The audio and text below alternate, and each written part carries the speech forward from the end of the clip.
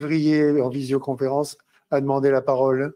Merci, Monsieur le Président. Merci, professeur, de cette intervention qui, effectivement, peut nous surprendre pour beaucoup parce qu'on n'est pas habitué à cette forme de prise de parole, même si, à l'inverse de Frédéric Puissat, je ne la rejoins pas, nous avons reçu régulièrement des personnes qui avaient des propos aussi assez singuliers. Donc, et c'est d'ailleurs notre rôle de recevoir toute opinion et tout travail.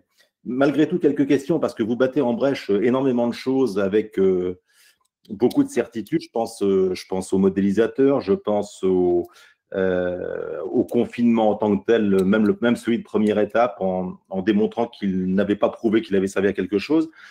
Vous parlez aussi de la gradation des études, c'est peut-être ce qui m'ennuie le plus dans cette histoire, parce que je ne suis pas scientifique, donc je suis obligé de m'appuyer sur ce que je lis et surtout de ce que je peux entendre de gens en qui je me dois, enfin, je crois pouvoir avoir confiance. Et je vous prends un exemple. Je reviens sur ce qu'a dit mon collègue Savary au sujet de la contagiosité limitée grâce au vaccin. C'est le professeur Delfrécy qui nous l'a dit il y a très peu de temps. Quelle gradation des études avait-il par rapport à celle que vous nous annoncez? Est-ce que vous avez la vérité et lui ment? Parce que là, il y a un problème entre les deux. Moi, je ne sais pas lequel des deux a raison. Je ne suis pas un scientifique, mais je suis très embêté parce que nous avons des décisions à prendre qui engagent le pays, des décisions politiques. Et quand nous avons deux paroles aussi différentes l'une que l'autre, soit on fait l'étude de médecine, mais enfin, c'est un peu tard dans mon cas et on essaie de comprendre, soit on doit faire un choix entre deux personnes dont l'une et l'autre nous expliquent que la gradation des études est très importante. L'une et l'autre. Donc, excusez-moi, mais moi, j'ai besoin de comprendre. Et puis, un deuxième exemple, par exemple, vous avez parlé du masque et vous êtes appuyé sur l'OMS en disant l'OMS a clairement dit que le port du masque était fortement déconseillé pour la pratique sportive. Ce qui, pour moi, va de foi. Je suis d'accord avec vous. L'OMS a aussi dit au début de cette pandémie que le masque ne servait à rien. Donc, en termes de gradation, là aussi, ça nous pose, questions et ça nous pose problème. Et puis, in fine, je reviens, alors ce n'est pas tout à fait notre débat, et ce sera ma dernière question, je reviens au confinement. Vous expliquez que vous démontrez qu'il n'est pas prouvé qu'il a été utile. Maintenant, avec le recul et de méthodes empiriques, il suffit de regarder les pays qui ne l'ont pas fait ou qui l'ont moins fait ou qui se sont obligés à le faire en catastrophe, je pense aux Anglais en particulier. Il semble quand même qu'à cette époque-là, nous n'avions pas trop d'autres choix. Ou qu'auriez-vous fait, vous, avec les connaissances que nous avions à l'époque et en toute démocratie à ce moment-là? Merci beaucoup. Merci pour ces questions. Alors, en ce qui concerne la contagiosité, il me semblait que le professeur Delfrécy avait lui-même admis que le pass n'empêchait pas les contaminations et que son principal intérêt était finalement d'augmenter la vaccination et notamment les primo-vaccinations, ce qui a été observé avec le pass sanitaire. On a observé un grand nombre de vaccinations, pas forcément chez le public cible. Donc voilà, on peut s'interroger sur l'efficacité de ça.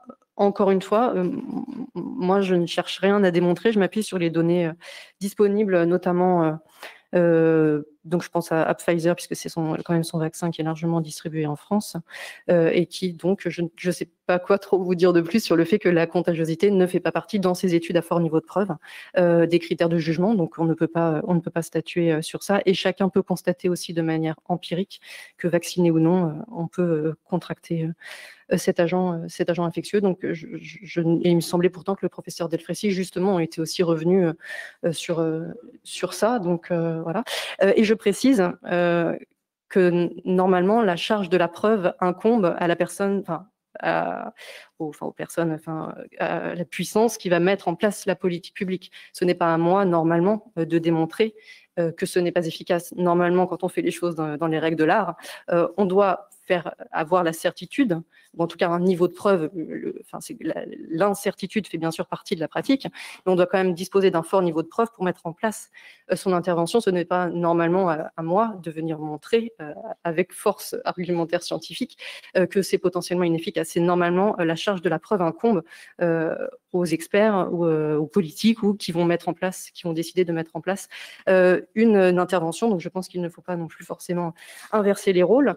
Vous parliez du port du masque. Encore une fois, j'attends un essai avec un fort niveau de preuve pour montrer de son efficacité, notamment chez les enfants. Je ne dis pas que le masque ne sert à rien. Il a bien sûr tout son intérêt dans certaines conditions. Évidemment, si on est malade, il est plus qu'intéressant de porter un masque, bien sûr au bloc opératoire. Enfin, voilà, j'ai pas envie de tomber dans un manichéisme assez stérile. Pourquoi le masque, à mon avis, était déconseillé à la base par l'OMS? C'est tout simplement du fait du risque de mésusage. C'est pas parce que vous dites qu'il faut porter un masque que derrière le masque va être bien porté. Et pour être efficace, un dispositif médical doit être porté de manière efficace. Et c'est notamment pour ça qu'à la base, les masques ne sont pas recommandés en population générale. Je ne parle même pas des enfants, puisque porter un masque de manière efficace nécessite de le changer régulièrement, de ne pas le toucher, nécessite une certaine rigueur et de le changer régulièrement. Tout le monde, je pense, connaît, si ce n'est ne le fait personnellement, de porter le masque le même plusieurs jours d'affilée. Donc, bon, bref.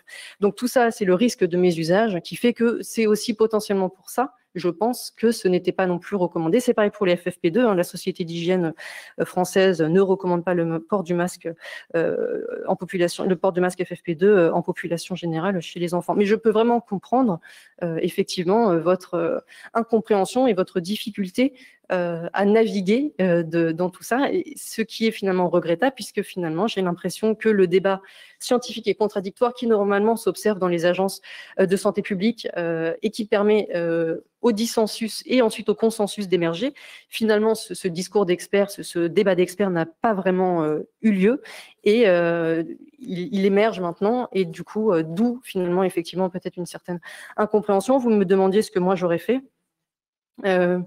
En l'état actuel, en l'état des connaissances dont on disposait déjà, hein, début 2020, où on savait quand même qui étaient les personnes à risque avec les données chinoises, personnellement, j'aurais préféré voir la protection ciblée sur ces personnes-là.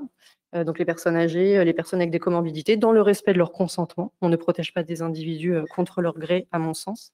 Et donc, en l'absence de vaccin, il faut bien voir qu'on n'avait pas de vaccin au début.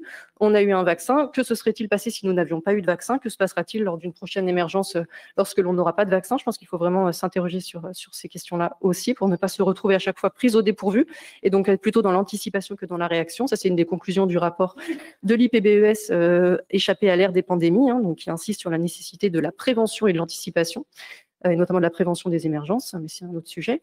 Et du coup, j'aurais vraiment ciblé la protection sur les personnes à risque consentantes, dans un premier temps en leur proposant effectivement, si elles le souhaitaient, d'adopter des mesures de protection, donc bien sûr le port du masque chez les personnes qui allaient être à leur contact, et bien sûr éventuellement, pourquoi pas le port de masque FFP2 pour ces personnes-là, un autoconfinement volontaire si elles le souhaitent, mais dans le respect de leur consentement et sans rien obliger, et une mise à disposition de services pour leur permettre de limiter leurs interactions, leur limiter de prendre les transports ou ce genre de choses. Donc finalement, cibler les mesures sur ce public-là et ne pas et réduire la pression sur le reste de la population. Donc ça, c'est ce que l'on appelle l'universalisme proportionné. C'est un concept qui est très fort en santé publique et qui précise que des mesures universelles sont bien sûr possibles, des mesures d'hygiène, des mesures, voilà, mais que des mesures aussi proportionnées doivent être faites sur les personnes selon leur vulnérabilité, selon leurs risques. Et donc, c'est l'alliage des deux qui, à mon sens, aurait permis une approche plus efficace dans cette gestion de crise, moins coûteuse aussi à tous les plans, sanitaires, sociaux, économiques, pédagogiques, en termes d'inégalité, en termes de démocratie, en termes de confiance et en termes de rigueur scientifique. Et moi, je rebondis 2 secondes, si vous permettez, Monsieur le Président. Est-ce que vous avez des pays qui ont fait ça avec succès?